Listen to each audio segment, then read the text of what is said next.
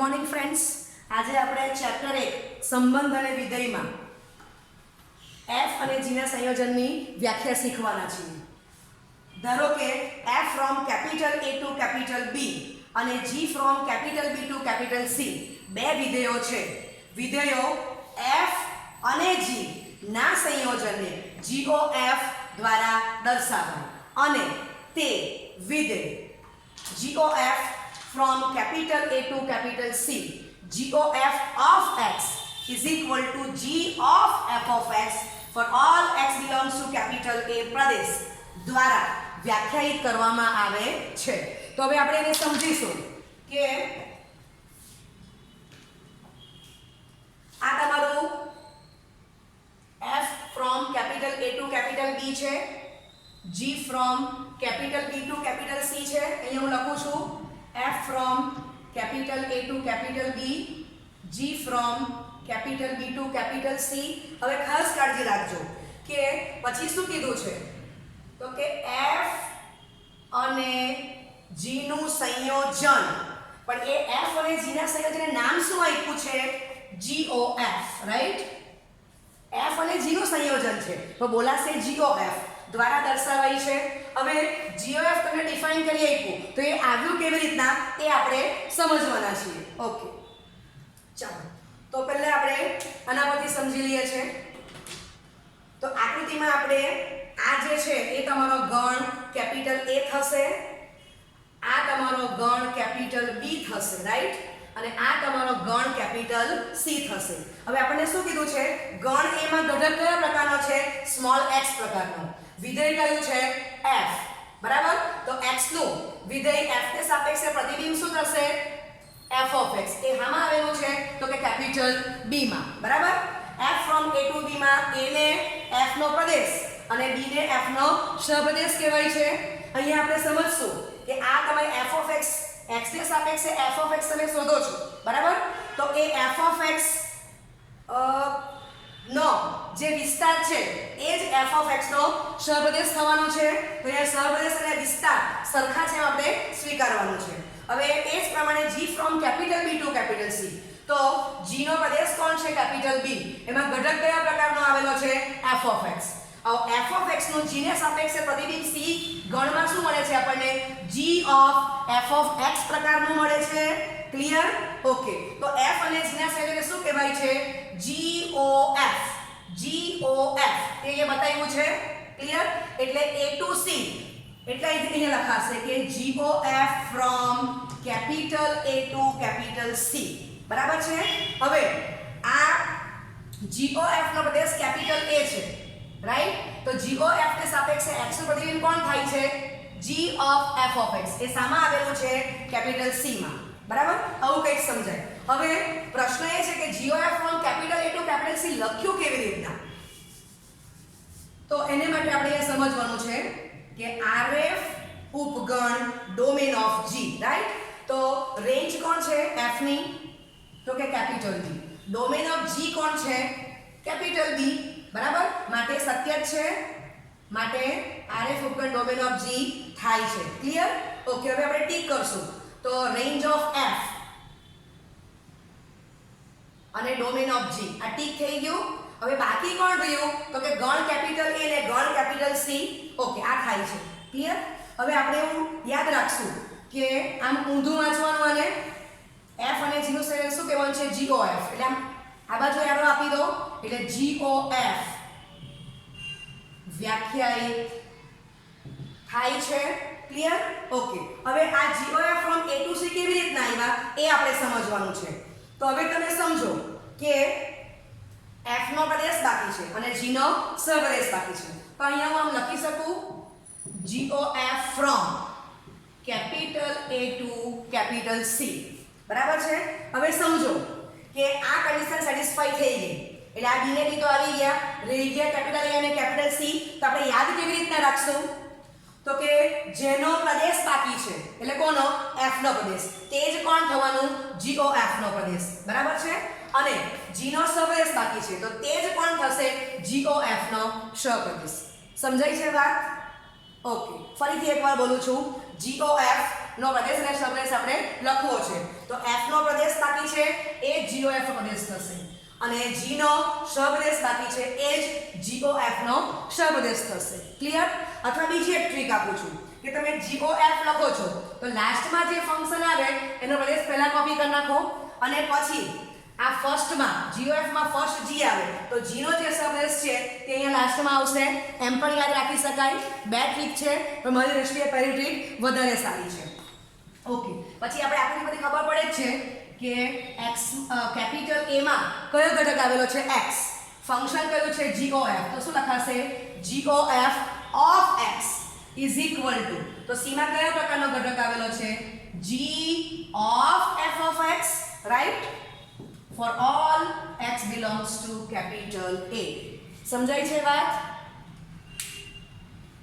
તો હું આશા રાખું છું કે તમને આ પરફેક્ટ f અને g નું સંયોજન ને GOF કહેવાય છે અને GOF from A to C કેવી રીતે લખ્યું એ તમને સમજમાં આવી ગયું છે ઓકે ચેપ્ટર 1 સંબંધ અને વિધેયમાં આપણે ઉદાહરણ 15 ગણશું વિધેય f from છગડીયા કૌંસમાં 2, 3, 4, 5 થી છગડીયા કૌંસમાં 3, 4, 5, 9 અને g from છગડીયા કૌંસમાં 3, 4, 5, 9 થી છગડીયા કૌંસમાં 7, 11, 15 f of 2 બરાબર 3 એટલે શું છે બેનું વિધેય f ને સાપેક્ષ પ્રતિબિંબ 3 f of 3 4 f of 4 5 અને f of 5 છે પછી g of 3 is equal to g of 4 is equal to 7 બરાબર એટલે 3 નું વિધેય g ને સાપેક્ષે પ્રતિબિંબ કોણ છે 7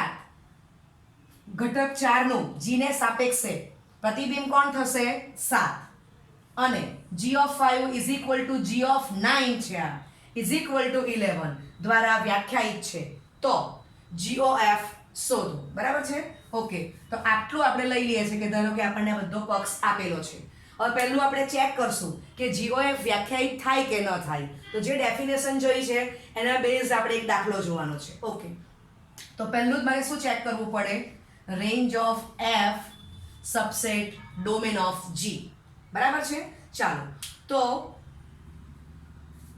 રેન્જ કોણ છે F ની અહીંયા હું લખું છું છગડીયા કૌંસમાં 3, 4, 5, 9 અને ડોમેન ઓફ G કોણ છે તો એ પણ છગડીયા કૌંસમાં 3, 4, 5, 9 બરાબર છે માટે કહી શકાય કે F અને G નું સંયોજન ઇટ મીન્સ કે GOF વ્યાખ્યાયિત થશે ક્લિયર આટલામાં સમજ પડી ગઈ ચાલો હવે જે ટીક કર્યા છે અહીંયા આવી ગયા છે એના સિવાય જે બાકી રહ્યા તે સમજો કે F નો પ્રદેશ બાકી રહ્યો ને G નો સહપ્રદેશ બાકી રહ્યો તો આપણે હમણાં જ શીખી ગયા તો GOF માં શું લખાશે તો પહેલો પ્રદેશ ને પછી સહપ્રદેશ લખાય તો કોનો પ્રદેશ બાકી છે F નો તે અહીં લખશું તો છગડીયા કૌંસમાં 2, 3, 4, 5 થી હવે સહપ્રદેશ કોનો બાકી રહ્યો તો કે G નો તે અહીંયા લખી દો ક્લિયર આવી ગયું કોમા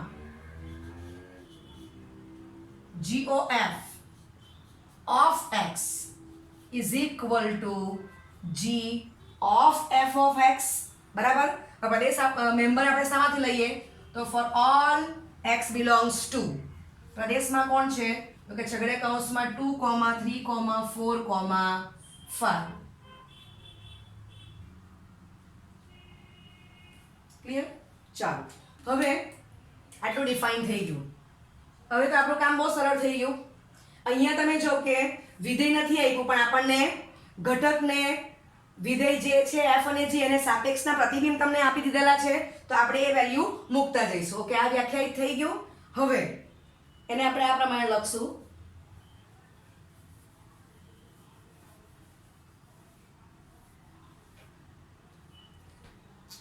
આ વ્યાખ્યાયિત થઈ ગયેલું છે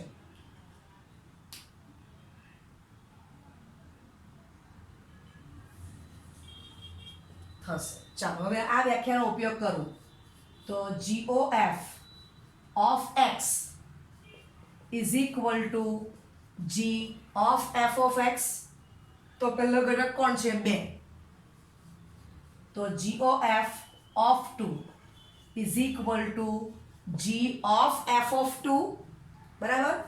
પછી મને શું જોઈશે, જીઓ એફ ઓફ 3, તો is equal to G of F of 3, બરાબર. આ ડેટા મને જે આપ્યો છે તે હું રાખતી જ છું. ચાલો પહેલા આટલા બેની વેલ્યુ મૂકી દઉં છું. ઓકે, હવે સમજો કે એફ ઓફ 2 કોણ છે, તો કે 3, આ વેલ્યુ મૂકી દીધી. હવે જી ઓફ 3 કોણ છે, તો જોઈ લે કે જી ઓફ 3 કોણ છે 7. ચાલો જીઓ એફ ઓફ 3 તો is equal to G of F of 3, તો એફ ઓફ 3 કોણ છે 4, તો એફ ઓફ 3 ની વેલ્યુ આપણે અહીંયા મૂકી દઈશું, આ 4 છે. હવે જી ઓફ 4 કોણ છે, તો કે 7 છે. ક્લિયર થાય છે વાત? ચાલો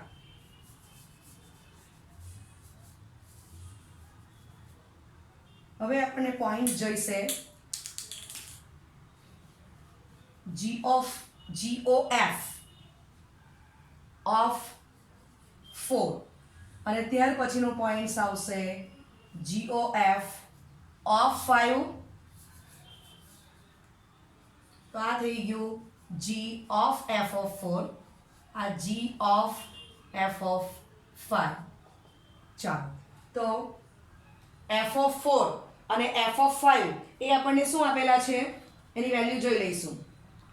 તો એ કેટલી આપેલી છે 5, બરાબર છે. જી ઓફ 5 થશે આની વેલ્યુ, અને એફ ઓફ 5 તો એ પણ આપણને કેટલા આપેલા છે 5 જ આપેલા છે, તો આપણે 5 મૂકી દઈશું, એ પક્ષમાં આપેલું જ છે. ઓકે ચાલો હવે જી ઓફ 5, તો જી ઓફ 5 અહીંથી જોઈ લેવું. જી ઓફ 5 આપણને કેટલા આપેલા છે 11, આ આવી ગયા 11. ક્લિયર?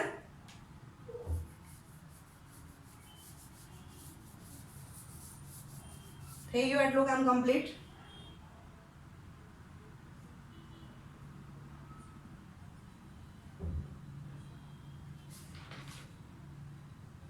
ઓકે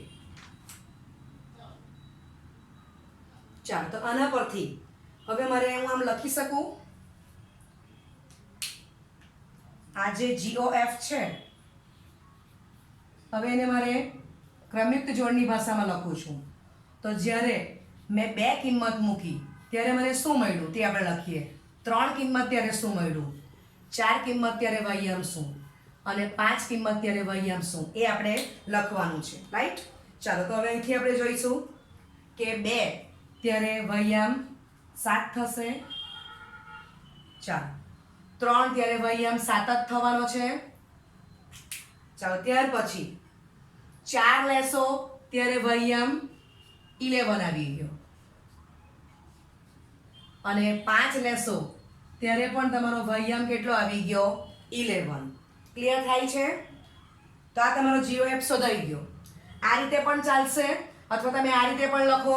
હવે એક્સયામ જે મેં ગ્રીન કલરથી લખ્યો છે, બરાબર, 2 3 4 5 એ કોણ છે GOF નો પ્રદેશ, બરાબર. અને GOF નો વિસ્તાર કોણ થશે, તો કે છગડે કૌંસમાં 7,11.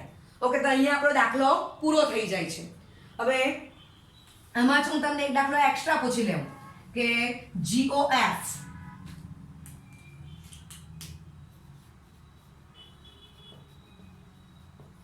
એક અને વ્યાપ્ત છે કે નહીં તે દર્શાવો. બરાબર, જેમ આપણે સાદું ફંક્શન f ચેક કરી ગયા કે એક અને વ્યાપ્ત છે કે નહીં, તેમ અહીંયા આપણે GOF ને ચેક કરશું. તો GOF માં મેં આ રીતે ડિફાઇન કરેલું જ છે, તો મને તરત ખબર પડશે. અહીંયા હવે મારે બીજો આગળ દાખલો જો ગણવાની જરૂર નથી, પોઈન્ટ્સ બધા મારી પાસે કમ્પ્લીટ જ છે. તો હું આમ લખી શકું કે 2 is not equal to 3, which implies, હવે ઇમ્પોર્ટન્ટ શું છે, f ને બદલે ફંક્શન કોણ છે GOF. તો GOF of 2 is equal to GOF of 3. Clear? 2 ને 3 ઘટક જુદા છે, પણ એનું GOF ને સાપેક્ષે પ્રતિબિંબ સમાન આવે છે, માટે GOF A એક એક વિધેય નથી. ક્લિયર થઈ ગયું આટલું? ઓકે, ચાલો હવે આના પછી તો GOF પરથી કહેવાશે કે GOF નો વિસ્તાર તો છગડે કૌંસમાં 7,11 બરાબર છે. ચાલો, અને GOF નો સહપ્રદેશ કોણ આવી ગયો? તો આપણે GOF ફ્રોમ ડિફાઇન કરેલું જ છે. તો GOF નો સહપ્રદેશ લખશું આપણે. ઓકે, GOF નો સહપ્રદેશ ઇઝ ઇક્વલ ટુ એ કેટલા આવી ગયા? 7,11,15. આપણે GOF ડિફાઇન કરતા લખેલું જ છે તો ખબર જ પડે કે માટે GOF નો સહપ્રદેશ is not equal to GOF નો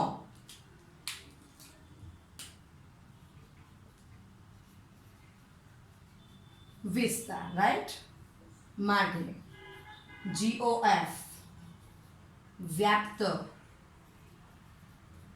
વિધેય નથી. સમજાઈ ગયું?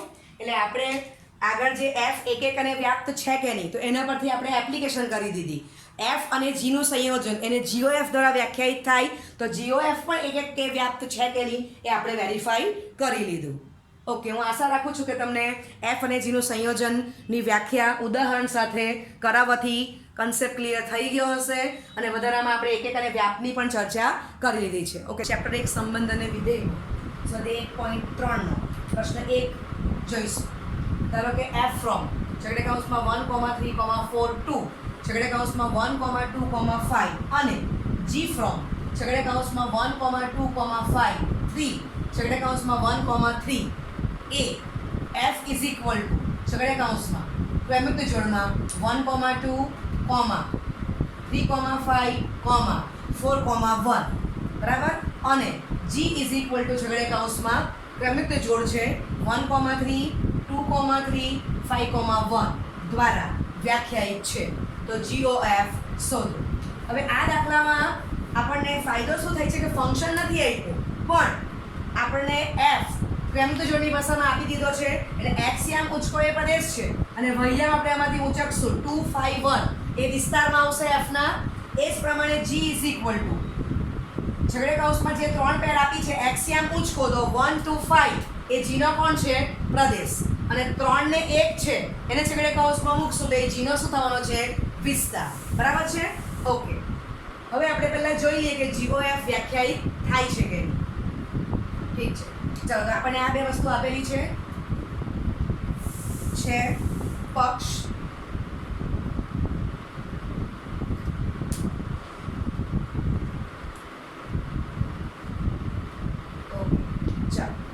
હવે આ અત્યારે હું રાખું જ છું. પહેલાં આપણે વેરીફાઈ કરી લઈએ તો આના પછીનું સ્ટેપ આપણે અહીંયા લખીએ છીએ. આ આપણને આપેલું છે. હવે જોઈ લઈએ કે RF ઉપગણ ડોમેન ઓફ G થાય છે કે તો Fની રેન્જ કોણ છે? તો કે છગડે કૌંસમાં 1,2,5 અહીંયા હું લખી દઉં છું રેન્જ ઓફ F 1,2,5 અને ડોમેન ઓફ G કોણ છે? તો કે એ પણ 1,2,5 છે માટે હું લખી શકું range of F subset domain of G માટે આમાં ઊંધું વાંચશું માટે F અને G નું સંયોજન GOF વ્યાખ્યાયિત થશે. ક્લિયર? એટલે કે મને આ પક્ષની પણ જરૂર પડવાની છે તો આ રેખા પછી આપણે અહીંયાથી લખવાનું છે. ઠીક છે, ચાલો માટે GOF ફ્રોમ હવે જોવાનું કે GOF તો આ બાજુ પ્રદેશ કોનો બાકી છે? F નો. એટલે તે અહીંયા લખી દઈશું કે GOF નો પ્રદેશ થશે થી G નો સહપ્રદેશ બાકી છે એ જ કોણ થશે? GOF નો સહપ્રદેશ. Clear? GOF of x is equal to G of f of x for all x belongs to છગડે કૌંસમાં 1,3,4,5 બરાબર છે. આ પણ પક્ષ છે અને આ પણ પક્ષ જ છે. આપણે આ વેરીફાઈ કરી દીધું, વ્યાખ્યાયિત છે એમ જોવાઈ ગયું. હવે વારાફરતી આપણે આના પોઈન્ટ્સ મૂકતા જવાનું છે. ચાલો, તો GOF of 1, GOF of 2 અને GOF of 2 નથી, GOF of 1 છે, પછી 3 છે અને પછી 4 છે. એ પોઈન્ટ્સ આપણે અહીંયા મૂક્યા. હવે એને સાદુરૂપ આપીએ તો આને કહેવાશે G of F of 1. ચાલો, હવે F of 1 એ કોણ થવાનું? કઈથી જ ખબર પડ્યા કરે કે F of 1 2 છે તો is equal two G of 2. હવે આમાં જો તો G of 2 કોણ છે? તો કે G of 2 3 છે, બરાબર? વૈયા 3 છે. ચાલો, ખ્યાલ આવી ગયો? ફરીથી કહું છું કે F of 1 તો 1 નું પ્રતિબિંબ કોણ છે? F તેની સાપેક્ષે 2, તો F of 1 2 લખી દીધા. પછી G of 2 તો G of 2 કોણ થશે? 3. ક્લિયર? ચાલો, એ જ પ્રમાણે GOF of 3 તો is equal two G of F of 3. ચાલો, હવે G of F of 3 અહીંયા જોઈશું તો 3 નું પ્રતિબિંબ કોણ છે? F ને સાપેક્ષે 5, તો G of 5 અને G of 5 અહીંયા જોઈ લેવું એ કોણ થશે? તો કે capital G of 5 is equal two 1. GOF of 4 તો G of F of 4. ચલો, F of 4 બાકી રહી તે પેર, તો 4 નું F ને સાપેક્ષે પ્રતિબિંબ કોણ છે? તો કે 1 અને G of 1 કોણ છે? તો અહીંયા જ પેર બાકી છે. જોઉં તો 1 નું G ને સાપેક્ષે પ્રતિબિંબ કોણ છે? 3. ક્લિયર? ચાલો, હવે આપણે અહીંયા જેમ F અને G ને આ રીતે લખ્યા છે ક્રમિક જોડણી સ્વરૂપે, તેમ આને પણ આપણે લખી દઈશું. આટલું થઈ ગયું? ઓકે.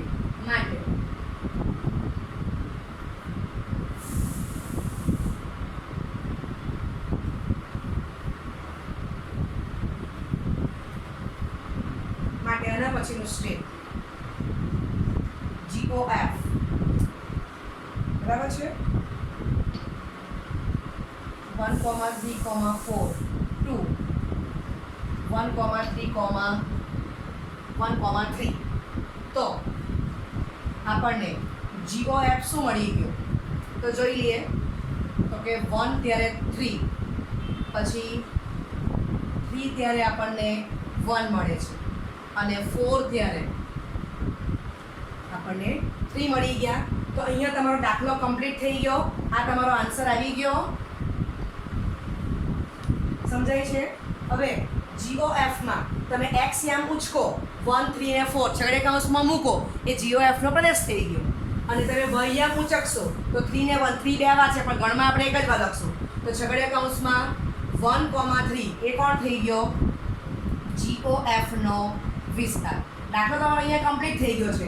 હવે એક દાખલો હું એક્સ્ટ્રા આપી દઉં છું કે વ્યાપ્ત છે 1 છે, એની આપણે ચર્ચા કરી લઈએ આ દાખલામાં પણ. તો GOF નો વિસ્તાર ઇઝ ઇક્વલ ટુ 1,3 અને તમે જો કે GOF નો સહદેશ પણ 1 છે. GOF નો સહદેશ પણ 1 છે, માટે એમ કહી શકાય કે GOF એ વ્યાપ્ત વિધેય છે. સમજાય છે? અને અહીંથી તમને ખબર પડશે કે 1 નું પ્રતિબિંબ 3 છે અને 4 નું પણ પ્રતિબિંબ 3 છે. તો હું આમ લખી શકું 1 is not equal to 4, which implies વિધેય કયું છે? GOF. તો GOF of 1 is equal to GOF of 4, બરાબર, જેની વેલ્યુ 3 આવે છે. માટે શું થશે? યસ, GOF એ એક વિધેય નથી. ક્લિયર? તો આટલું કામ આપણે એક્સ્ટ્રા કરી દીધું. ઠીક છે, હજી આમાં એક દાખલો આપણે એક્સ્ટ્રા કરશું. હવે તમને એમ પૂછે કે શું આ દાખલા માટે FOG શક્ય છે? ચાલો, તો ફરી પાછી આપણે રકમ જ લખશું. રકમ પરથી F અને G ડિફાઇન કરી દઈએ છે અને વેરીફાઈ કરી લઈએ. તો આપણને GOF આવડે છે. GOF માટે આપણે શું જોયું? RF ઉપકરણ ડોમેન ઓફ G થવું જોઈએ, બરાબર? તો હવે આપણને એની એપ્લિકેશન કરતા આવડવી જોઈએ. એના પરથી આપણે એફઓજી શીખવાના છીએ. ભલે વ્યાખ્યા આપણને બુકમાં નથી આપી, એપ્લિકેશનથી આપણે એ કામ કરશું. તો એફ ફ્રોમ છગડે કૌંસમાં 1,3,4 2 છગડે કૌંસમાં 1,2,5 છે અને જી ફ્રોમ છગડે કૌંસમાં 1,2,5 3 છગડે કૌંસમાં 1,3 છે. ચાલો તો હવે સમજો કે GOF વ્યાખ્યાયિત થવા માટે RF ઉપગણ ડોમેન ઓફ G. તો હવે હું શું કરું છું, આમાંથી F અને G ને રિપ્લેસ કરી નાખું. તો RG ઉપગણ ડોમેન ઓફ F થવું જોઈએ. આ જો થઈ જાય તો આ થાય તો FOG વ્યાખ્યાયિત થશે. ક્લિયર? તો આપણે એ વેરીફાઈ કરશું. તો એપ્લિકેશન કરી નાખી કે F અને G ની જગ્યા બદલી કાઢો. ચાલો તો રેન્જ ઓફ G તો એ કોણ છે, તો કે છગડે કૌંસમાં 1,3 રાઈટ. આ અહીંયા કોપી કર્યું. અને ડોમેન ઓફ F કોણ છે, તો 1,3,4. આગલા દાખલા જોયા તેમાં શું આવી ગયું કે બંને સરખા હતા. હવે અહીંયા તમે જો કે 1 ને 3 બરાબર બે ઘટક એ આમાં આવેલા જ છે, સરખા નથી પણ ઉપગણ તો છે જ. ઓકે ચાલો યસ રેન્જ ઓફ G 1,3 અને ડોમેન ઓફ F 1,3,4 છે. ચાલો માટે FOG વ્યાખ્યાયિત થશે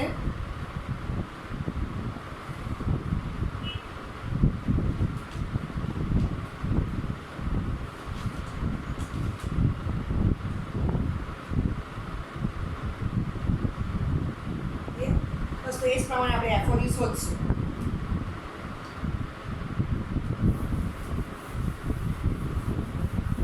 માટે FOG તો હવે પ્રદેશ કોનો બાકી છે, તો કે G. લખી દો છગડે કૌંસમાં 1,2,5 અને F નો હા આવી ગયું છે. આ પ્રદેશ બાકી છે 1,2,5. ક્લિયર? માટે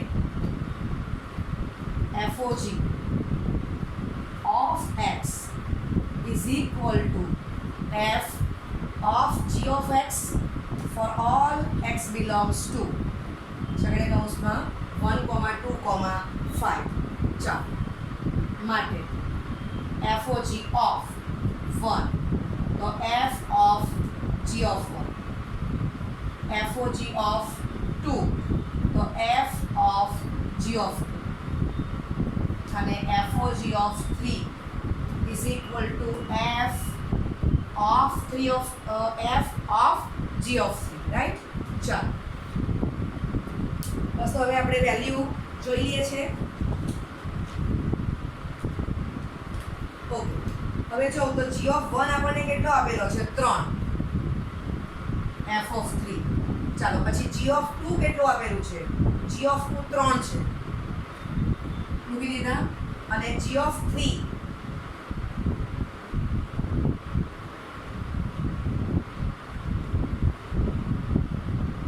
સોરી અહીંયા G of કેટલા છે 5 છે. સોરી આ 5 છે કેમ થાય છે. Okay G of 5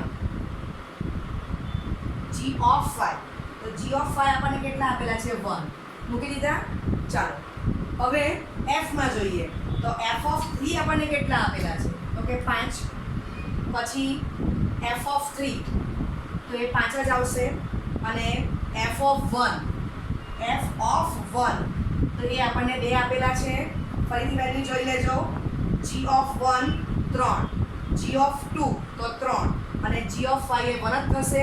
okay F of 3 તો એ 5 બરાબર છે અને F of 1 તો એ 2 બરાબર છે. ક્લિયર? ચાલો માટે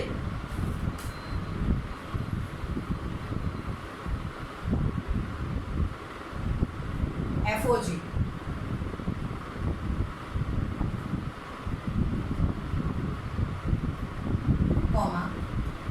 FOG is equal to છગડે કૌંસમાં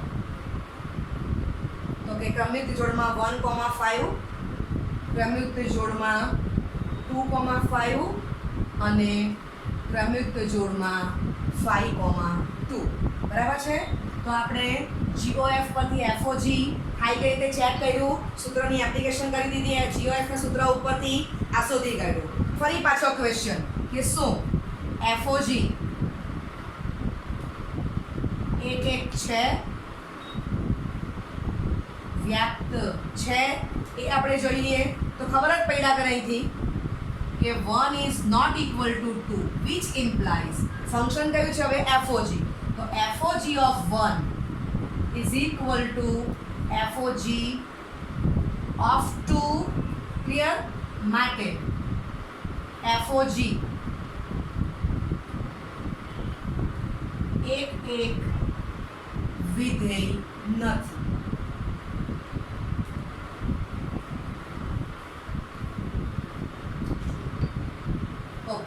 ચાલો હવે FOG નો વિસ્તાર જોઈએ.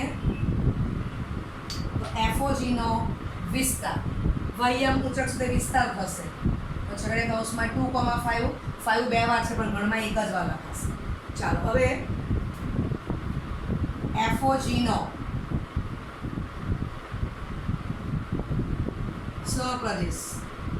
તો FOG નો સહપ્રદેશ આપણને કોણ આપેલો છે? છગડે કૌંસમાં 1,2,5. તો ખબર પડે કે FOG નો વિસ્તાર is not equal to FOG નો સહપ્રદેશ. બરાબર છે?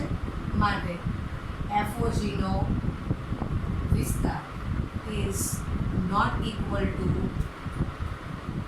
FOG નો સહપ્રદેશ. માટે FOG એ વ્યાપ્ત વિધેય નથી. ચાલો બરાબર છે.